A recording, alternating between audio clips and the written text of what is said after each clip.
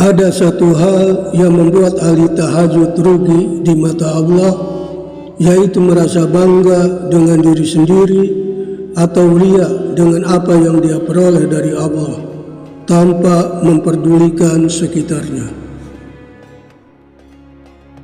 Assalamualaikum warahmatullahi wabarakatuh. Bismillahirrahmanirrahim. Segala puji bagi Allah, Rabb semesta alam.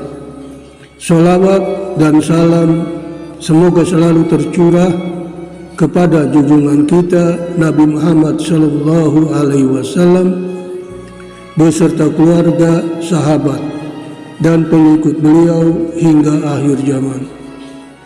Allahumma sholli wa sallim ala Sayyidina Muhammad wa ala ali Sayyidina Muhammad. Sahabat-sahabat yang dirahmati Allah, alhamdulillah kita bisa berjumpa kembali dengan channel Zikir Kunci Rezeki. Dalam keadaan sehat walafiat, semoga Allah senantiasa melimpahkan rahmat dan hidayahnya kepada kita semua, dan selalu diberi kelancaran rezeki, umur panjang yang barokah, dan dikabulkan segala apa yang kita inginkan. Amin. Sahabat, pada kesempatan yang baik ini kami akan membahas tentang orang yang sepanjang tahun sholat tahajud tetapi masuk neraka akibat ini. Namun sebelum melanjutkan pembahasan tersebut, sahabat jangan lupa untuk like, subscribe, dan share agar sahabat tidak tertinggal video-video terbaru dari channel ini. Banyak keutamaan sholat tahajud jika rutin dikerjakan karena banyak manfaatnya. Sholat tahajud merupakan sholat sunnah muakkad yang dikerjakan pada malam hari atau di sepertiga malam terakhir setelah terjaga dari tidur. Sholat tahajud dapat dikerjakan minimal 2 rakaat dan bukan merupakan bagian dari sholat wajib yang 5 waktu.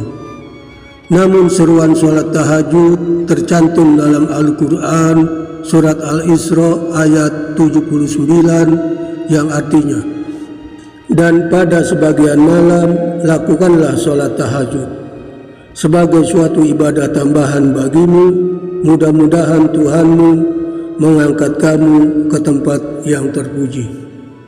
Selain mendapat tempat yang terpuji, sholat tahajud juga memiliki banyak keutamaan dan manfaat, yaitu dikabulkan doa-doanya dan diampuni dosa-dosanya, seperti yang tercantum dalam sebuah hadis dari riwayat HR Bukhari dan Muslim, bahwa pada tiap malam Tuhan kami turun ke langit dunia ketika di sepertiga malam terakhir dan berfirman, barang siapa yang menyeruku akan aku perkenan seruannya, barang siapa yang meminta padaku akan aku perkenan permintaannya, dan barang siapa yang meminta ampunanku maka aku ampuni.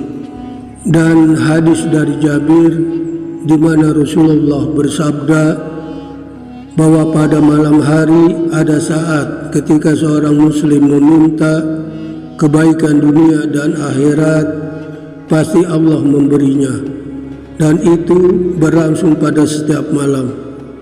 Riwayat HR Muslim dan Ahmad. Itulah keutamaan dari sholat tahajud yang begitu banyak manfaat dan keutamaannya.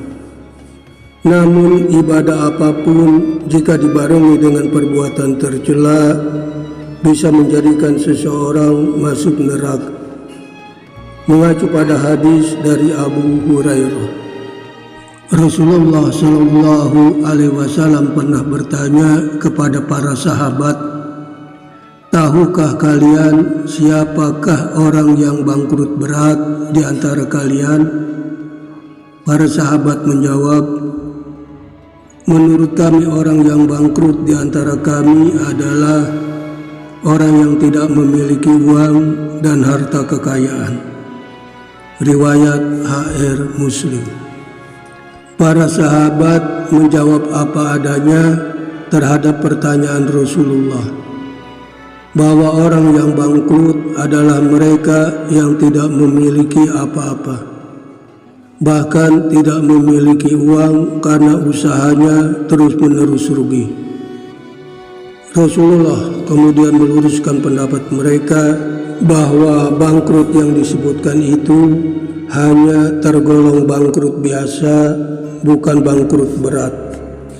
Rasulullah Shallallahu Alaihi Wasallam menjelaskan, orang yang menderita bangkrut berat dari umatku adalah orang yang dibangkitkan nanti di hari kiamat dengan membanggakan amal ibadahnya yang banyak. Dia datang kepada Allah dengan membawa pahala sholat yang begitu besar, pahala puasa, zakat, sedekah dan amal-amal lainnya. Tetapi kemudian datang pula menyertai orang itu orang yang pernah dicaci maki, yang pernah dituduh berbuat jahat, orang yang hartanya pernah diambil olehnya, dan orang yang pernah ditumpahkan darahnya. Kepada semua mereka yang dianiaya orang tersebut dibagikan amal-amal kebaikannya sampai amal kebaikannya habis.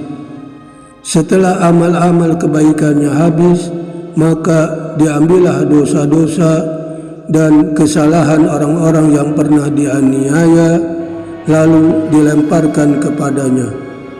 Kemudian dicampakkan orang itu ke dalam neraka. Riwayat HR Muslim.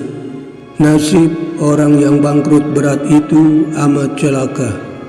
Orang-orang yang dia aniaya akhirnya menimpakan dosa perbuatan buruknya kepada orang itu.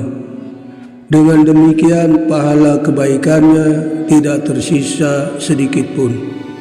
Sedangkan dosa-dosa keburukannya terus semakin menumpuk selain dosa-dosanya sendiri.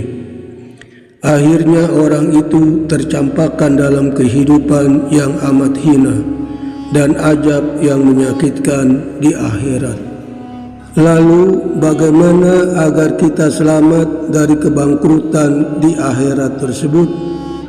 Ada beberapa hal yang perlu kita lakukan. Pertama, menjaga hubungan baik dengan Allah Subhanahu wa Ta'ala dengan berusaha semaksimal mungkin mengerjakan perintah-perintahnya dan menjauhi segala larangannya.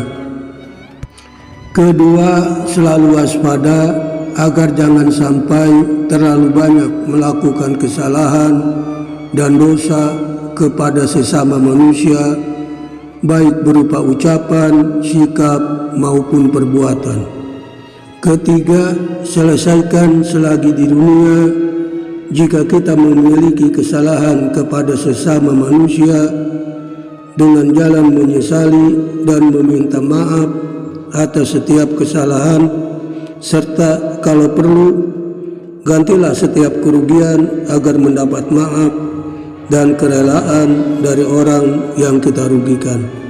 Keempat, usahakan agar timbangan amal kebaikan kita selalu lebih berat dari timbangan dosa dan kesalahan kita, baik dosa kepada Allah Subhanahu wa Ta'ala atau dosa terhadap sesama manusia.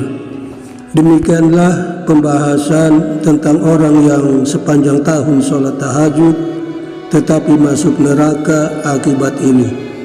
Semoga kita sama-sama bisa mengambil manfaat dari pembahasan tersebut. Wassalamualaikum warahmatullahi wabarakatuh.